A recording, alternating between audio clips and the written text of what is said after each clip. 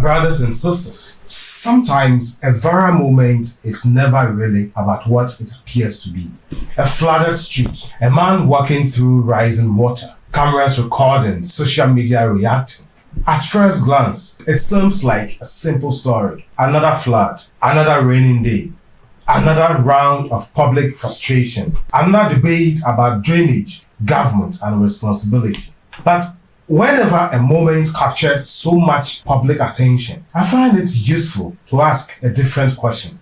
What exactly are people reacting to? What exactly are people reacting to? Is it the flood itself, or is the flood merely exposing something deeper? As I watched the conversations unfold, I realized that this story can be viewed from at least 3 different angles. Each perspective reveals something important, and together they tell a much bigger story than the water itself. Let's look at the first perspective that I looked at this whole videos playing on social media. We look at the infrastructure perspective. From this angle, it's about roads, drainage systems, urban planning, engineering, and public investments. The discussions becomes straightforward. Why did the water accumulate? Was the drainage system adequate? Were maintenance schedules followed? Were waterways obstructed? Were city planners prepared for the realities of population growth and changing weather patterns? These are important questions that one may want to ask because cities are living systems. Those cities are living systems because they grow,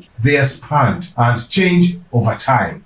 Infrastructure that was designed decades ago is often expected to serve populations that are much larger than originally anticipated. Yeah, you all agree that roads carry more traffic, drains carry more waste, communities expand into areas that were once underdeveloped. Now, as pressure increases, weaknesses become visible. That is truth about migration. The flood is a practical problem. All these things are bound to happen. From this perspective, the flood is a warning sign. It is a sign communicating that something within the system requires attention. The water is not simply an inconvenience, it is evidence. Evidence that existing structures may no longer match present realities. Evidence that planning must constantly evolve if cities are to remain resilient. But if we stop there, we miss something important: the human behavior. We remember what our president said at his recent town hall meeting. Talks about attitudinal change. How much of what we are saying today is connected to human behavior? How often do people dispose of waste improperly? How often are regulations ignored? How often are warnings dismissed?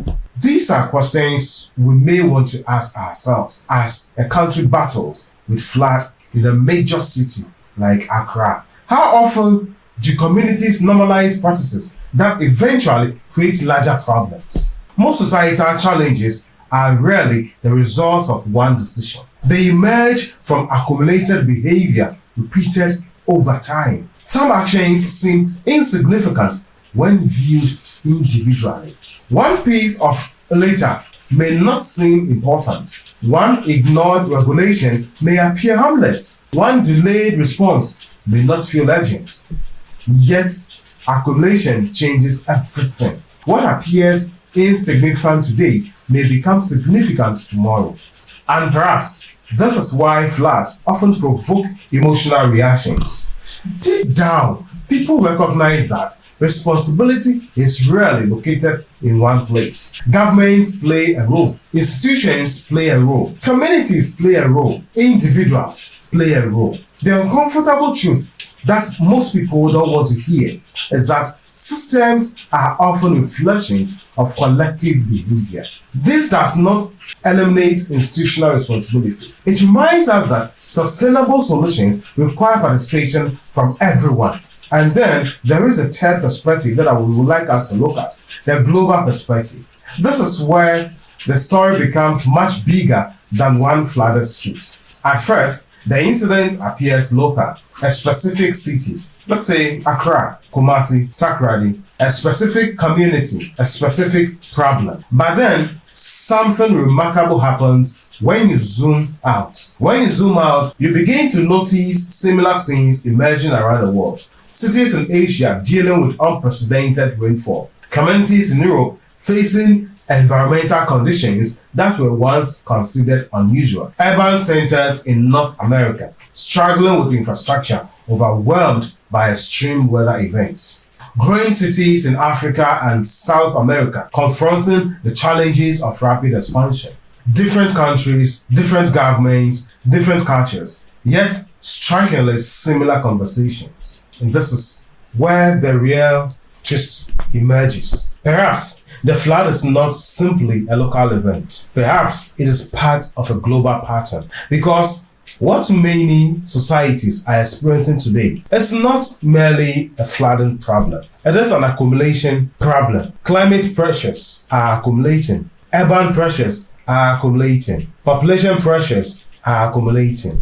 So all these things are accumulating. Infrastructure pressures are accumulating. It's where the difficulty lies. So the modern world is increasingly living within the consequences of choices that have been building for years, sometimes decades. The flood simply makes those consequences visible. What makes this perspective particularly interesting is that it changes the nature of the conversation. Instead of asking, why did this happen here? We begin asking, why are similar things happening in so many places? People search for someone to hold accountable. And finally comes reflection. And reflection, in this sense, often leads to the realization that complex problems rarely have simple causes. My brothers and sisters, what we are witnessing is not merely frustration about water on the street. We are witnessing frustration about cycles. Cycles that people feel they have seen before. Cycles that seem to repeat despite growing awareness. There is a sense, not just in one country, but across many societies, that problems are being recognized faster than they are being solved. Awareness grows rapidly. Solutions move slowly. Information spreads instantly. Change takes time. And in that gap between awareness and action, public frustration accumulates. Yet, there is something hopeful hidden within this reality. People are still paying attention. You see, people are still debating. People are still criticizing. People are still demanding for accountability. And that really matters, because indifference remains silent. Indifference does not argue. Indifference does not care. The fact that people continue engaging with these issues suggests that they still believe improvement is possible. That is the most important lesson hidden within this viral moment. From the behavior perspective, it reminds us that collective outcomes are often shaped by accumulated individual choices. And from the global perspective, it reminds us that local events increasingly reflect worldwide patterns that transcend borders. Together, you see, these three perspectives reveal a deeper truth. The flood is not just about water. It is about how societies function. It is about the relationship between citizens and the systems. It is about the tension between awareness and action. And it is about the world that is becoming interconnected in both its successes and its challenges. So, my brothers and sisters, perhaps the next time we see a flooded street, the most important question will not be who is standing in the water. The most important question will be what the water is revealing. Because sometimes a flood is not merely a weather event. Sometimes it is a mirror. When you look into a mirror, it reflects back to you. So sometimes it is a mirror reflecting the strengths, weaknesses, habits, choices, and priorities of our society. And if similar mirrors are appearing across different countries at the same time, perhaps the conversation is no longer about one city at all. It is about the future of how humanity chooses to live, build, govern, and prepare for the world it is creating. Because we have similar incidents happening everywhere, happening across the globe. So how are we choosing to lead? That is a question we may want to ask ourselves. This is David Resist. Thank you for staying with me. Until I come your way again, have a wonderful day and God richly bless you.